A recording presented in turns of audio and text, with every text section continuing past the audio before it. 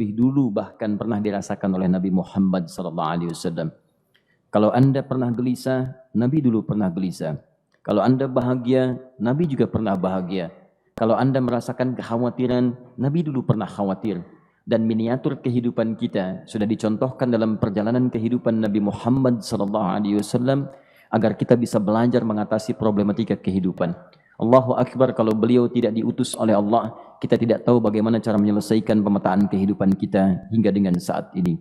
Bahkan satu ketika, pernah beliau kemudian dalam masa yang telah panjang berdakwah, qadarullah kemudian ada wahyu yang jeda datangnya tidak seperti biasanya.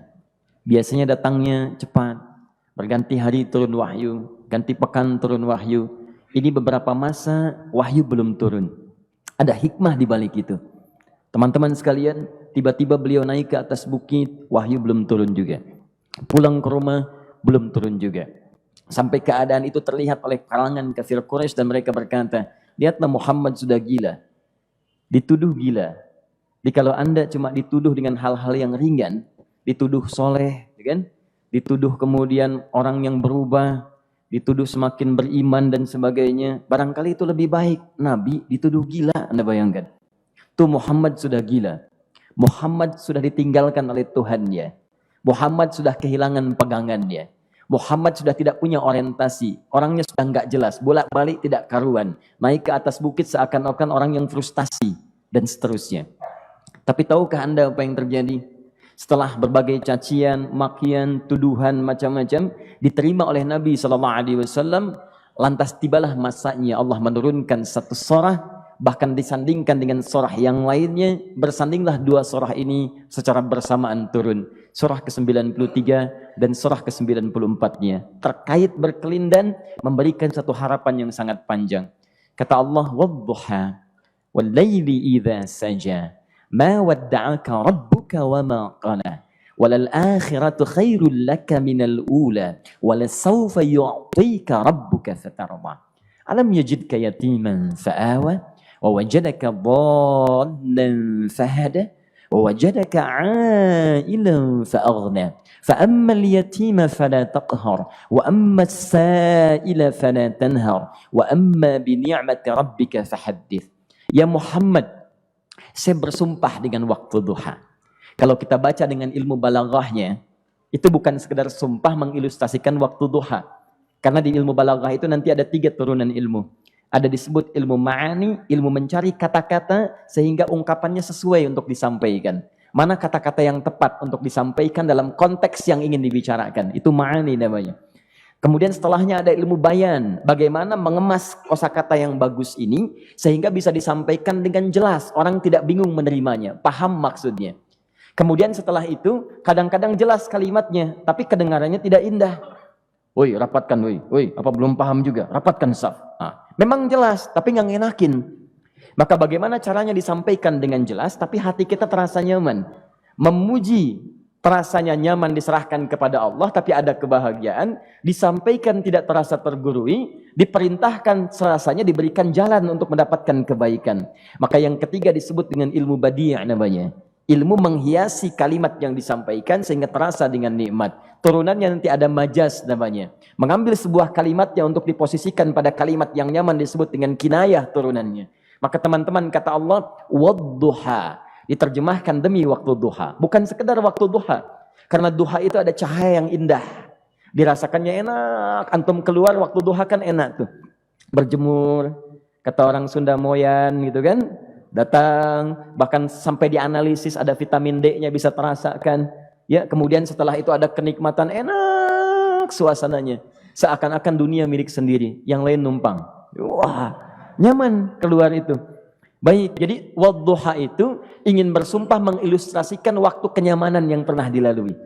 Kalau dalam bahasa tafsir yang luasnya, saya bersumpah Muhammad, demi segala kenikmatan yang pernah engkau rasakan dalam hidupmu, seperti engkau merasakan cahaya duha itu.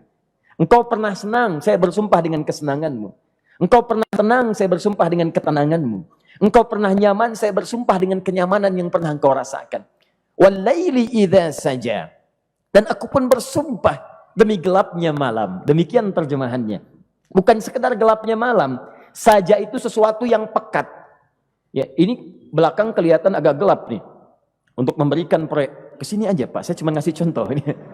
Contoh. Saya bukan mengeluh, bukan, ingin memberi contoh. Ya, contoh pada ilustrasi yang mau saya sampaikan. Nggak apa-apa, biarkan saja. Saya mau contoh kasih kata saja. Ya, ini belakang agak gelap untuk memproyeksikan cahaya ke sini. Tapi yang mau saya sampaikan, kalau gelapnya begitu pekat, semua cahaya ini nggak ada. Cahaya nggak ada nih, sama sekali tidak kelihatan. Saya mau tanya pada Anda, beraktivitasnya mudah atau sulit? Mudah nggak menemukan sendal Anda di luar? Belum tentu. Menemukan jalan keluar pun belum tentu mudah. Anda mesti meraba-raba jalan. Anda mesti kemudian melihat sesuatu dengan pandangan mata hati Anda. Raba, dan sebagainya. Sampai menemukan jalan itu pun belum tentu benar. Itulah yang disebut dengan gelapnya malam saja pekat. Kadang-kadang ada orang yang menghadapi satu kesulitan yang pekat, suasananya siang, cuman karena masalahnya begitu pekat seakan-akan membuat diri dia gelap. Jalan susah, limbung gitu. Kenapa gelap ya? Padahal terang. Karena masalah menggelimuti dirinya seakan-akan dia diselimuti masalah yang gelap. Bimbang dia, makan nggak enak, minum nggak nyaman, dan seterusnya. Ya, biasanya makan ayam tenang, ini dikasih yang lebih enak juga rasanya pahit, nggak enak zamannya. Maka kalau kita ilustrasikan dalam suasana tadi Muhammad, saya bersumpah, engkau pernah hidup nyaman, ataupun engkau mengalami masalah yang sangat pekat dalam kehidupan. Engkau alami sesuatu yang dahsyat, sampai engkau bingung, bimbang, pekat, mereka menuduhmu dengan macam-macam. Ma wadda'aka rabbuka wa ma qala. Saya pastikan kepadamu, dalam keadaan nyamanmu seperti dulu, ataupun engkau bimbang seperti sekarang, Tuhanmu tidak akan pernah meninggalkanmu ataupun menuduhmu gila. Orang-orang yang dekat dengan Allah Subhanahu wa ta'ala, maka Allah akan menjaganya, baik dalam keadaan yang tenang dan nyaman, ataupun dalam kesulitan yang luar biasa. Walal akhiratu khairul laka minal ula. Nanti saya akan tunjukkan kepadamu, jika kamu telah tabah dan sabar menerima cacian mereka, menerima tuduhan mereka, nggak apa-apa, ini kan muqaddimah. Masa kamu masih panjang. Kamu masih panjang dalam berdakwah, kehidupan kamu masih panjang membawa tugas dan misi. Kalau kamu belum bersabar pada yang sekarang, bagaimana dengan yang di masa depan? Tapi saya pastikan kepadamu, jangankan yang seperti ini, masalah pekat yang paling hebat pun kamu akan hadapi, yang membuat kamu sedemikian sulit lebih daripada ini, yakinkan pada jiwamu, aku tidak akan pernah meninggalkanmu. Ini prinsip dalam kehidupan kita. Jika Anda menggantungkan hidup kepada Allah, Anda bersandar dengan baik kepada Allah, maka ayat ini akan mengatakan, teman-teman sekalian, Allah tidak akan pernah meninggalkan Anda dalam setiap kehidupan Anda. Nanti, sekarang perjuangan, kata Allah, walal akhiratu khairul laka minal ula. Nanti saat kamu tiba di akhirat, saya akan tunjukkan kepadamu, ada yang lebih hebat yang tidak pernah engkau rasakan sebelumnya saat di bumi. Tidak akan ada lagi kesulitan yang kamu hadapi. Tidak akan ada lagi cacian yang kamu kemudian hadapi. Tidak ada lagi kemudian tuduhan yang kemudian kamu rasakan. Aku akan berikan apapun yang kamu inginkan sampai kamu puas. Wala sawfa yu'tika rabbuka fatardah. Nanti kamu pengen apapun, aku berikan. Kalau saufa masih ada jeda, ya. Kalau bahasanya wa yu'tika mungkin seketika. Tapi ketika mengatakan saufa, artinya bukan saat ini Muhammad. Sekarang pun aku berikan, tapi nanti yang di akhirat aku berikan sampai kamu merasa puas. Ayo minta apa saja. Hadir, hadir, hadir, hadir. Tapi yang paling indah, kalau kamu tidak percaya, alam yajidka yatiman fa'awa. Cobalah ingat, kalau sekarang sedang susah, coba ingat dulu. Bukankah saat kamu yatim, aku yang merawat sampai kamu tidak merasakan kegelisahan itu? Lahir bapak tidak ada, aku cukupkan dengan kakek. Kakek meninggal, aku hadirkan ibu dan paman hadir di sekitaranmu. Ibu meninggal, ada kakek. Kakek meninggal, ada paman. Dan Khadijah hadir di sekitaranmu. Bukankah aku rawat pada saat itu? Wajadaka dhallan fahada. Kamu sedang bingung, sedang susah. Bukankah sering aku berikan petunjuk kepadamu? Wajadaka ailan fa'aghna. Kamu merasakan kesulitan, lahir dalam keadaan yatim, tidak ada pendukung, maka aku jadikan kaya. Bukankah saat kamu menikah dengan Khadijah, aku tambahkan lagi pendukung untuk misi dakwahmu? Ini pesan dalam Al-Quran. Kalau Anda sedang merasa susah, kalau ingin menenangkan diri, ingat-ingat yang baik-baik yang dulu. Kalau Anda sedang jatuh dalam bisnis, ingat-ingat saat Anda meningkat dalam bisnis Anda. Allah tidak pernah tinggalkan Anda. Mungkin ini ujian untuk membuat Anda lebih hebat lagi di masa depan.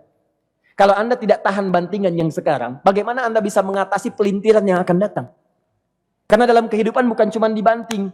Anda mungkin mengalami penyingkiran, penyungkuran, lipatan, guntingan, bantingan, macam-macam. Jadi kalau satu gaya belum bisa Anda atasi, bagaimana Anda bisa berharap mendapatkan turunan yang lainnya? Selalu ingat bahwa jika hidup Anda ingin tampil gaya, Anda harus merasakan tekanan dalam kehidupan. Karena F selalu berbanding lurus dengan P, hukum Pascalnya. Gaya berbanding lurus dengan tekanan. Orang yang ingin tampil gaya dalam kehidupan, maka dia mesti siap menghadapi tantangan-tantangan hidup yang diatasi. Turun ayat. Sampai ujungnya. Jadi kalau kamu sudah begini lagi, jangan pernah kamu bentak orang lain. Jangan pernah merendahkan orang lain. Karena Allah pun menjaga setiap hamba sepanjang ia mendekat kepadamu. Setelah itulah turun kemudian surah Al-Insyirah. Alam nashrah lakas sadrak. Antum kenal Nabi Musa? Baik.